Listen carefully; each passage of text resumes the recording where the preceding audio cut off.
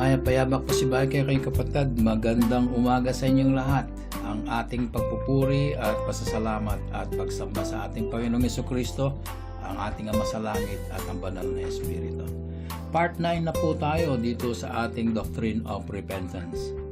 Revisiting the Doctrine of Repentance. At ang ating teksto, nabanggit ko po last time sa inyo, ay privately basahin po ninyo yung Matthew chapter 3 beginning verse 1 hanggang verse 12. Magkaroon po tayo ng maliit na review tungkol po dun sa ating na-take up last time.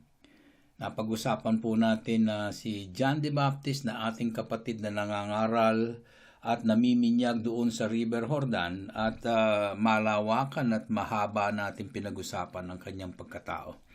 Nalaman po natin sa mga bibig ng sa mga pangungusap ng ating Panginoong Jesucristo sa kanyang mismong bibig ay nasambit po niya, nabanggit po niya na John the Baptist was the greatest man ever to live until our time.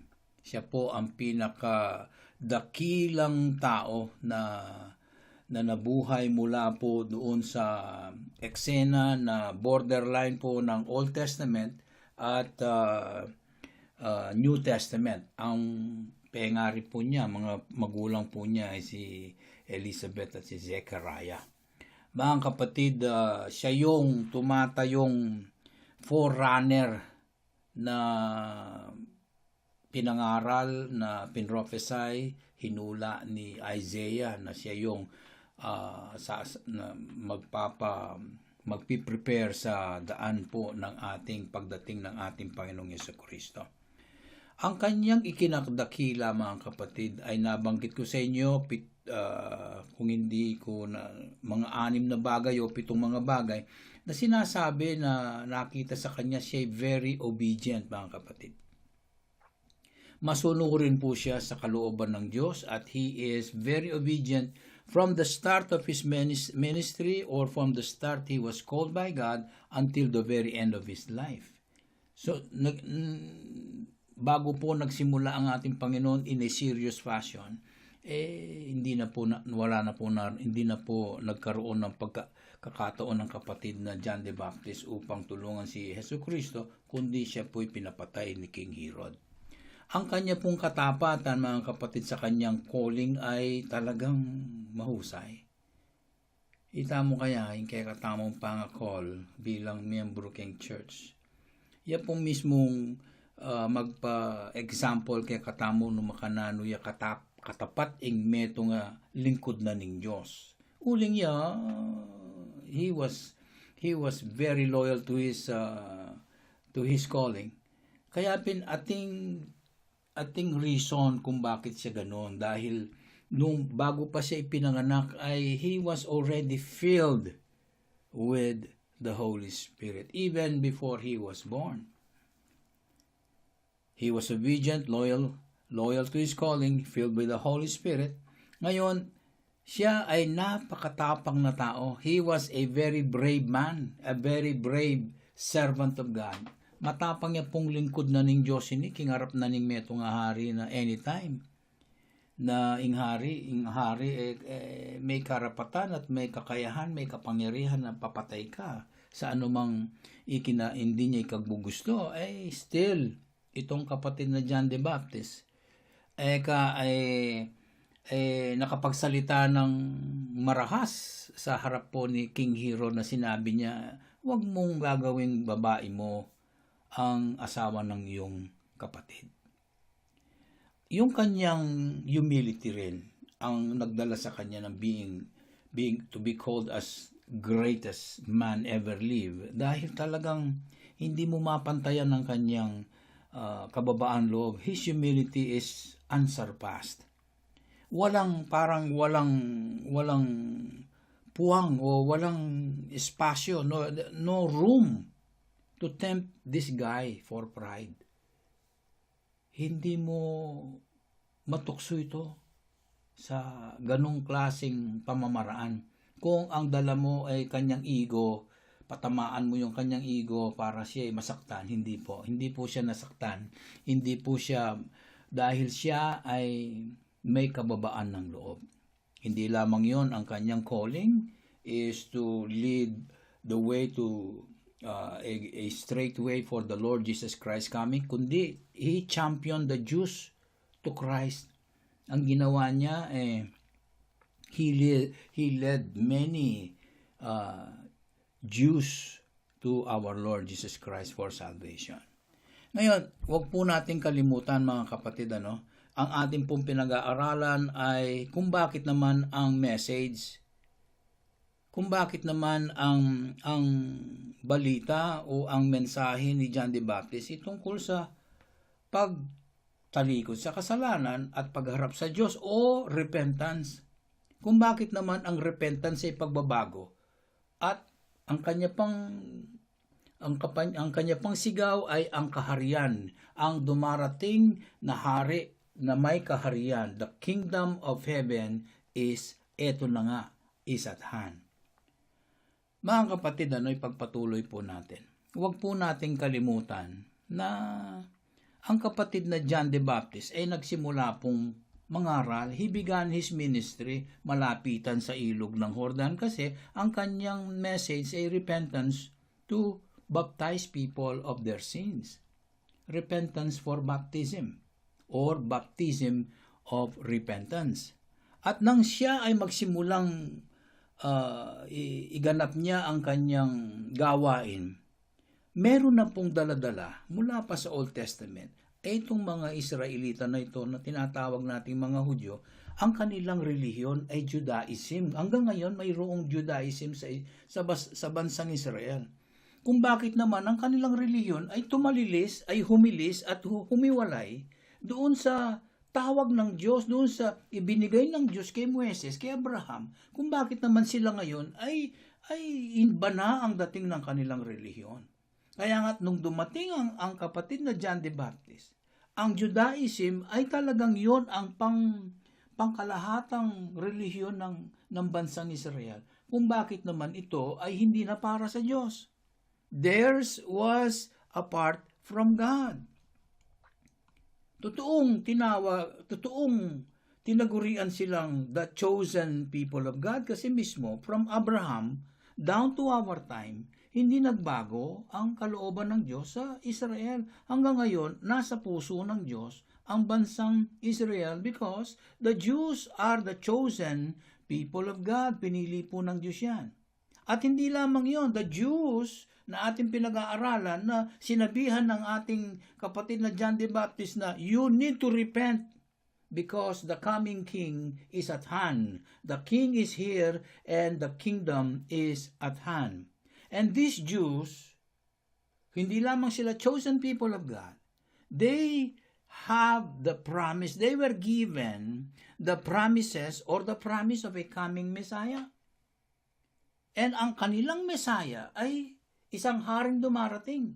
Basahin po natin sa isinulat po ni Propeta Micah, doon po sa 5 kabanata, talatang 2. Micah chapter 5 verse 2. Ito po ang babasahin ko sa harapan ninyo. But thou, Bethlehem, Israel po But thou es Bethlehem Ephratah, nakapalo po ito sa bansang Israel. Sa lugar ng Bethlehem, ikaw ay napakaliit mo sa mga maraming mga karatig ng Huda. Yet out of thee he shall come forth unto me that is to be ruler in Israel. Isa siyang magiging leader. Isa siyang ipapanganak na isang ruler sa bansang Israel. But thou, Bethlehem Ephratah, though thou be little among the thousands of Judah, yet out of thee shall he come forth unto me that is to be a ruler in Israel. Hari nga, whose goings forth have been from of old, from everlasting. Dito lang nagpapatunay na ang dumarating ay isang hari, at hindi lamang hari, Messiah, at hindi lamang Messiah, pinakikilalang siya ay noon pa. Ang pinanggalingan niya ay noon pa, from everlasting. Siya ay isang haring Mesaya na magliligtas na isang Diyos na dumarating. Hindi lamang yan, kapatid. Nabanggit ko kanina sa inyo, sila ay dadatnan ng isang hari. Basahin po natin sa Zechariah, chapter 9, verse 9. Ganito po ang mga pangako ng Diyos sa Israel. Kung nangangako po ang Diyos, ito'y natutuloy. Ito'y nagaganap. Rejoice greatly, Zechariah chapter 9, verse 9. Rejoice greatly. Magsaya kayo, O daughter of Zion. Shout, O daughter of Jerusalem. Eto na naman tayo para sa Israel. Behold, tingnan ninyo, thy king cometh unto thee. He is just and having salvation. Pumasok po yung Messiah. Lowly and riding upon an ass and upon a colt, the foal of an ass. Tingnan ninyo, no? Sinasabihan ang lugar ng Israel. Tingnan ninyo, hintayin ninyo, ang inyong hari ay darating sa inyo. Siya ay pantay at he is just. And siya ay may dalang kaligtasan, ililigtas kayo. Lowly and riding upon a. Binigyan na sila ng tanda. Kaya nga nung dumating ang ating Panginoong Yesukristo, Hosanna in the highest, sabi nila, inilalatag nila yung kanilang mga daladala. At ang ating Panginoong Yesukristo ay nakasakay sa asno, isang donkey, upon a colt, the foal of an ass. Kaya mga kapatid, tunay lamang na ang ating pag-uusap, sa bansang Israel, nangyari po lahat ito. Wala pong hindi nangyari. Sa mga hinula po ng mga propeta, lahat na lang nangyayari. Nangyari at nangyayari. Kaya sa bansang Israel, hindi nila kayang sabihin na hindi pa dumating ang kanilang hari. Subalit dumating na nga. Iyon ang kanilang sinisigaw ngayon. Asan ang kanilang Mesaya? Asan ang kanilang hari? Kaya mga kapatid, no? Pagpatuloy po natin. Naghintay ang mga Hudyo. The Jews waited long time for their king to come. Dahil nga kay Zechariah 9, verse 9, darating daw ang isang hari, kaya sila naghihintay. There is a king that will come and a kingdom that he will set. And while they waited eagerly for the king and his kingdom to come,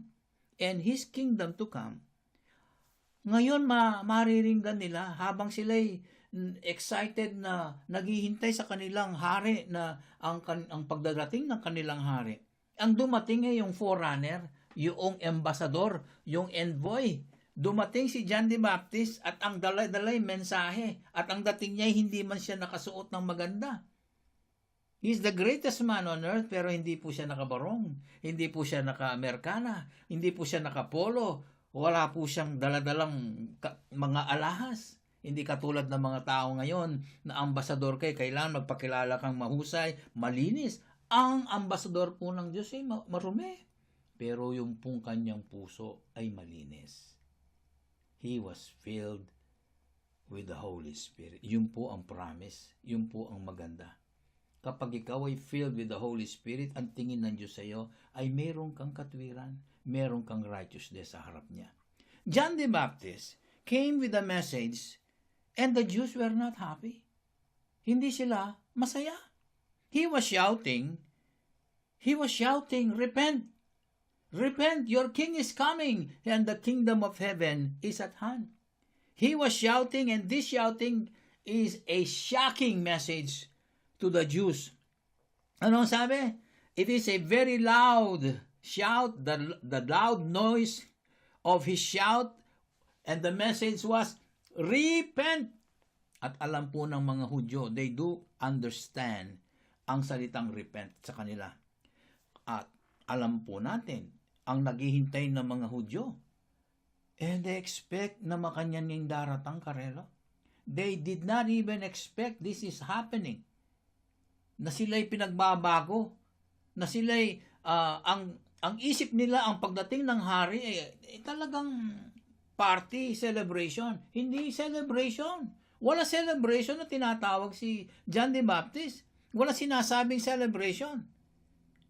They were waiting for a long, long time for this Messiah to come, yet, ang isip nila, there will be salvation and celebration.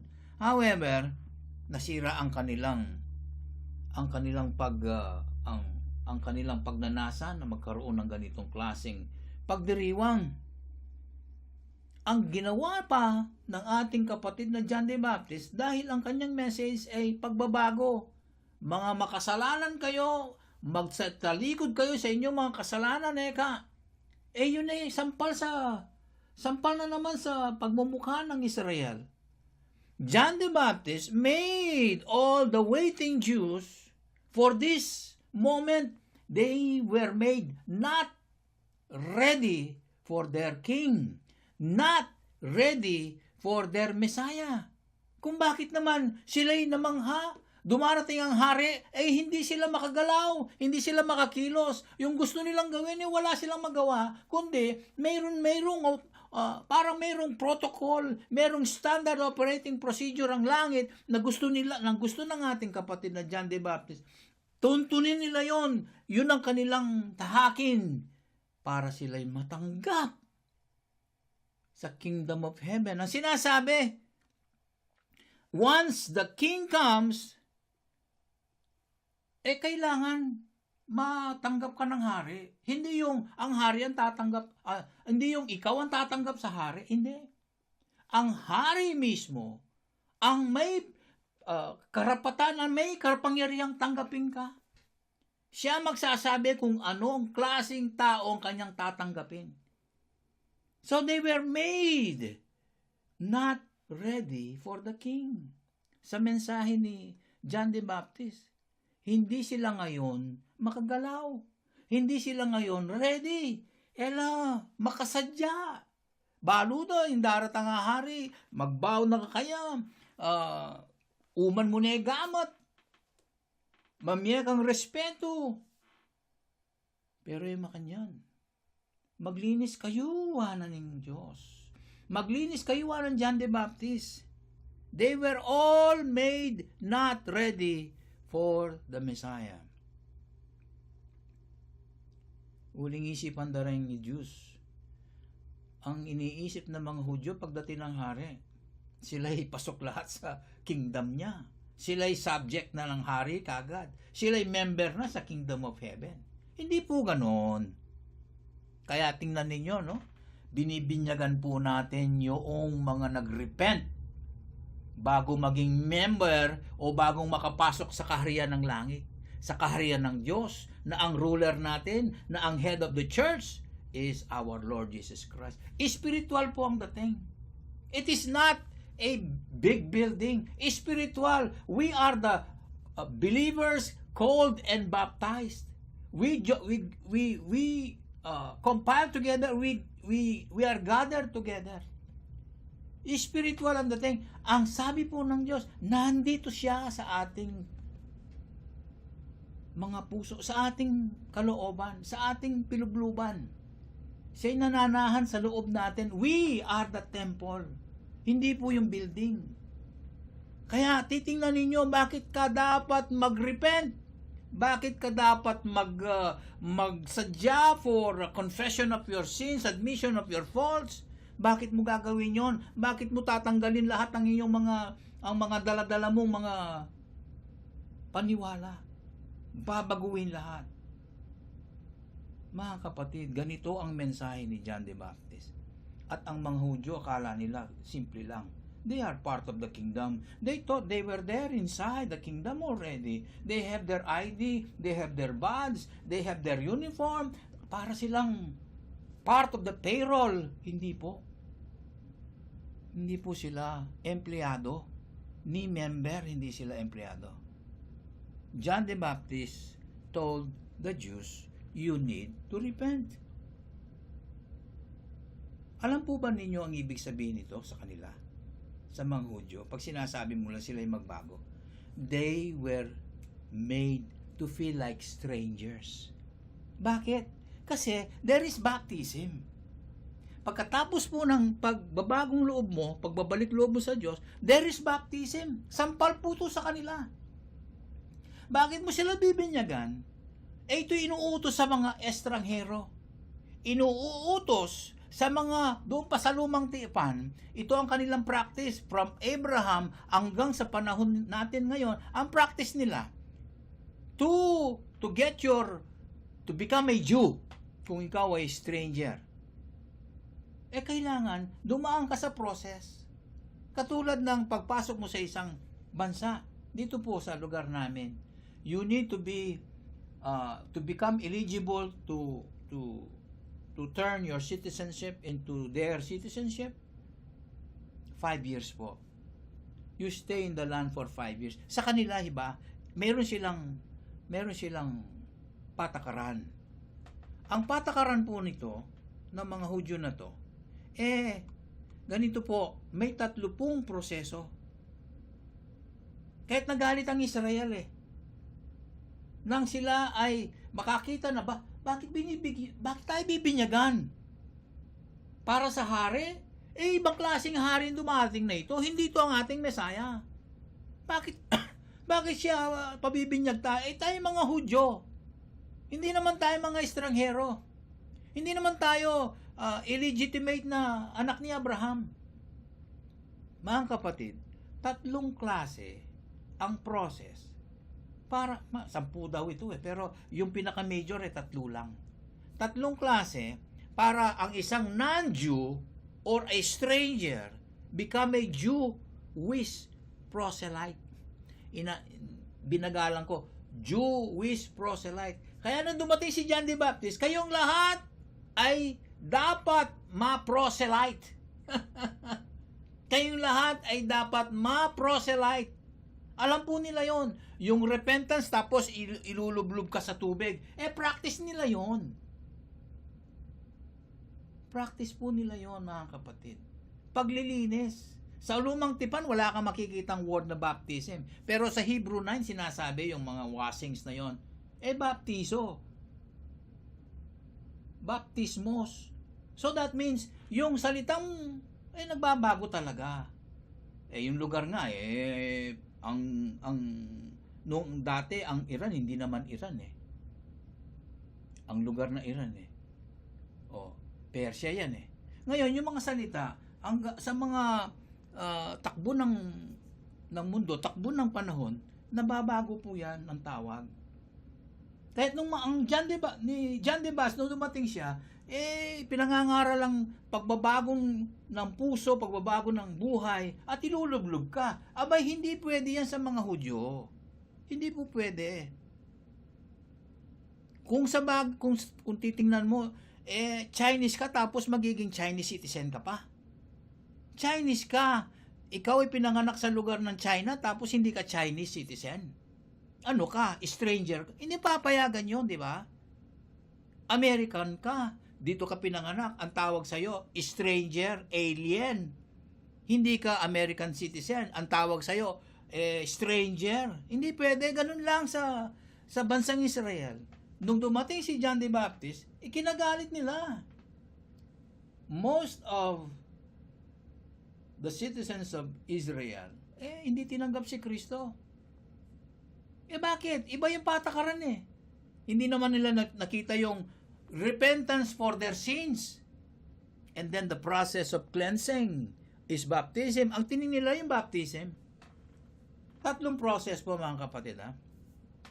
There was a process through which a non-Jew could become a Jewish proselyte. And this process involved 3 things. Number 1, sacrifice. Number 2, circumcision. Number 3, baptism. Major po ito, major. Para sa isang hindi Israelita, hindi Hudyo, para maging Jew ka, tanggapin ka nila sa kanilang kapamilya o kadugo nila o kalahi nila, you will undergo 3 things. Sacrifice, circumcision, baptism. Doon sa sacrifice, ang ginagawang paraan ng mga Hudyo, magdadala sila ng babaeng dalagang baka. O kaya, pares na kalapati. Isa-sacrifice nila ito at ibibigay ito sa pare para ito'y sunugin. Bala mo'y barbecue dala. And this is called a burnt offering to God. We are talking of Old Testament practices na tinutunghayan, na tinutuntungan ng ating kapatid na John the Baptist because he is in the borderline. Siya yung nagre-represent sa Old Testament at siya yung nagpapasimula sa pagdating ng New Testament ayon sa kay Kristo Jesus. Kaya mga kapatid, number 1 is sacrifice. Ang isang estranghero na mapoproselyte. Paano ba ang salitang proselyting? Yung mako-converte. Yan. The word is convert. Because our Apostle Peter, mamaya kung maabutan natin, binanggit po niya ang conversion. So, magdadala ito ng isang dalagang baka na hindi pa nanganak. Dalagang babaeng baka. O, siyempre dalaga, babae. Babaeng dalagang baka. Hindi pa nanganak. At kung wala siyang ganito, mahal ito, merong alternative, magdala siya ng isang pares na, o mag-asawa, o na kalapati. At ito'y ibibigay sa pare. Nang sa gayon, ito'y ma-offer sa ating Panginoong Diyos. So, sa Diyos pa rin, di ba? Ang kanilang prosesong ito ay inaalay pa rin sa Diyos. Number 1 po yun. And the next thing, number 2, it will take place to the body of the stranger. Yung sacrifice kanina, it took place in a temple or between yung affordable na baka o yung mas mura na turtle doves, kalapate. At ito naman, ito'y masakit. Ito'y circumcision. At alam po natin kalalakihan kung ano ang circumcision. At definition po ng circumcision, pagtutuli sa mga lalaki ito. No? Pagtutuli, it is a cutting away of a piece of flesh from a man's body. Baka naman matanong nyo, kung babae siya. Wala naman. Hindi, wala yung second part. Sacrifice lang. At saka, baptism. Pero itong dalawang ito, dinidisregard po nila yan, mga kapatid. Ang kinagagalit nila yung baptism. So, yung pagtutuli, balikan po natin, tinutuli yan. Yung sa mga sinaunang yung 8 days old, ang ating Panginoong Jesucristo tinuli. Dahil yun ang paraan. Yun ang practice sa lumang tipan. Si Abraham ay tinuli, adult na siya. Kahit na adult ka, kahit na baby ka, ay hindi ka hindi mo maiiwasan ito. Ito'y batas ng ating Panginoong Diyos. Tinutuling bata para wala silang remembrance paglaki ng kung paano kahirap yun, kaano ka-bloody o kasakit. Wala yun. Pero sa mga adult na, medyo may hirap ito. Kaya sa panahon natin, doon sa kanilang panahon, hanggang sa panahon natin, ganito po yung practice nila. Unang-una, sacrifice. Iso'y susunugin ang daladala mong bakang babaeng dalaga o isang pares na kalapati. Ikalawa, pagtutuli. Kaya bata yan, kaya matanda yan, kailangan matuli yan. Sa mga babae, exempted po. Para maging Jewish proselyte ka, dalawa na po yung proseso natin. At yung pinaka-final po na kanilang ayaw na talaga, ayaw na kinamumuhian nila, yung pagkatapos mong maghilom na yung sugat, pwede ka nang maligo, kung darating na, ilulublob ka na nila sa tubig. Yun po yung baptism na sinasabi. Very strict po itong baptism na ito. Katulad po ng ating ginagawa ngayon pag binibinyagan po natin yung ating mga kapatid na sumasaanib po sa kaharian ng ating Diyos. Kino-convert po natin sila. Makita mo, yung conversion napakahalaga po. Yung tao na lalapit sa baptism, una, sa sakripisyo, pangalawa, nagpatuloy. Yung pangatlo, yung tao na lalapit, kailangan hubot-hubad po silang talaga. Yun ang paraan nila. Pero sa panahon natin, hindi na ganyan. No? The person was stripped of all their clothes, completely naked. And then, pag sila'y humutubad na, sila'y susulong ngayon sa tubig. Sa maraming tubig, hindi sa swimming pool. Sa maraming tubig. And they will dip themselves there. Pero it needs to be fully submerged. Wala pong ni isang katiting na lilitaw kahit na damit mo man yan. Wala pong dapat lilitaw na damit o anumang parte ng katawan. It needs to be surely to be fully immersed with their body or entire body in the water. If there is one part that is not submerged, uulitin po nila yung ritual. They were so very careful that not one bit of their flesh remained dry. Kuha po ninyo mga kapatid, anuman ang mangyari, kailangan basa ka lahat. That means nailublob ka ng todo-todo. Ngayon, itong baptism na ito ay kinasasangkutan ng pare at ng mga kababaihan. Marami, kumbaga. Kung lalaki ang bibinyagan, ang isang non-Jew na lalaki ay mabibinyagan, kailangan yung priest ang nag-o-officiate. Yung priest ang nandoon, present po siya. However, kung babae naman, siyempre humutubat yung babae. Ang mga kababaihan ang silang nag-handle nito. Sila yung naroroon. At yung pare ay nandoon sa labas, naghihintay. At masasabihan siyang lahat ng paraan ay nangyaring successfully. Mga kapatid, sacrifice, circumcision, and then baptism. Ang lahat ng prosesong ito, kapag ito'y naganap, yung estrangherong yun ay na-proselyte, na-convert siya from his former, kung ano man ang kanyang lahi, his former self, to become a Jew in every way. Kaya nga, he renounced all his previous life. Kung ano man ang culture niya, i-renounce niya yon. Tatanggalin niya, hindi na niya susundan. His previous nationality, wala na yon. Kung ikaw ay gustong maging Israelita, ikaw ay Pilipino, ganun ang ginawa sa'yo, wala na, hindi ka na Pilipino. Lahat ng iyong pagkasangkot sa iyong bansa, maiiwan na yan. All your allegiances, all your previous life, parang ikaw ay nailubog, namatay ka doon sa iyong nationality, you cease to exist. Pero pag ikaw naman ay umakyat, pag sulong mo at pag ahon mo sa tubig, you are fully a Jewish person. No? Kaya itong processing ito ang tinatanggihan ng karamihan ng mga Israelita.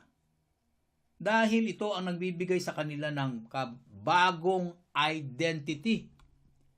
Yung mga estranghero na nag-undergo dito sa proselyte process na ito, they will hold now a Jewish identity. Hudyo na sila. They are part of the chosen people of God. Tinanggap sila ng Diyos.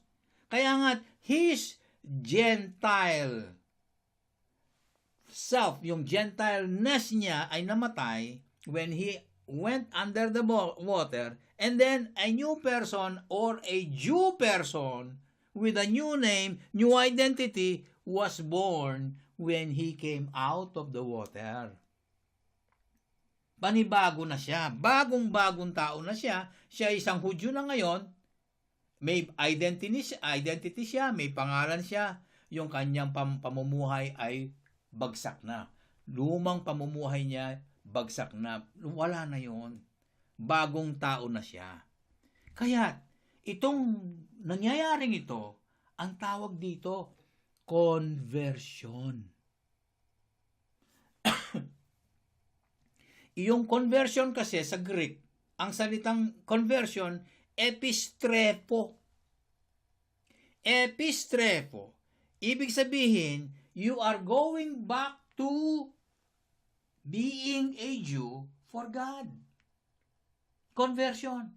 Ikaw ay binabalik loob, ikaw ay binabalik sa pagka-Hudyo mo para sa Diyos. Ngayon, anong ibig sabihin doon? Nasaan yung former na Hudyo? Wala na.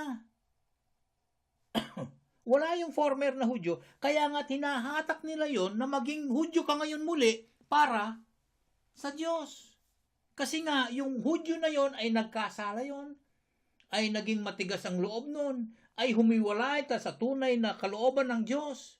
Ngayon ay kinokonverti ka. Wari po tang mag-gospel preaching tamo po tang burida akong conversionar. That's the word. That's a biblical word. Kailangan na kang converti from your old self to a new creature. Di ba sabi ni Pablo? The old creature is gone and a new creation is made. Makanyanin mo rin ang paggawa keng repentance. Kaya atin niyang katuking baptism. Wariana ning anang Yesu Kristo karela, kanyang bayan umenem ako. Go and preach the gospel into all the world. Teach them. Turo yun lang. Yapin ito. And then, baptize them in the name of the Father, which is a full conversion. Ing makatula. Ing makalungkot at makatula. Let's say, sabihan tamong, ay tinyang reliyon ini. Nung nanimang klaseng reliyon, makyabi keng kingdom na ng Diyos, buri na, dadala niya pa itang reliyon na. Po pwede ito. Hindi niya kayang ipasok ang kanyang reliyon sa kingdom ng ating Panginoong Diyos. Kundi, hindi siya nag-repent. Hindi siya na-convert. Repentance and baptism for the kingdom of heaven is at hand is a conversion. Mga kapatid, kasi epistrepho ito. From a non-Jew to become a Jew, to become a chosen people of God, or to become children of Abraham. That's why Apostle Peter made mention in his gospel, preaching conversion. Mga kapatid,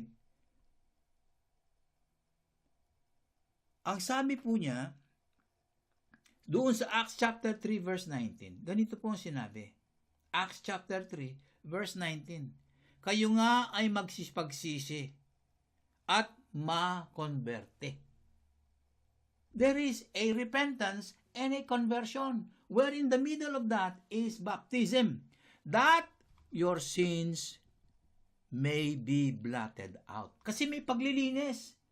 The significance of the baptism ay talagang parang paglilinis. Hindi ba't ito ang sinabi ni Apostle Peter ng baguhin ng Diyos ang face of the earth by way of flooding it with water?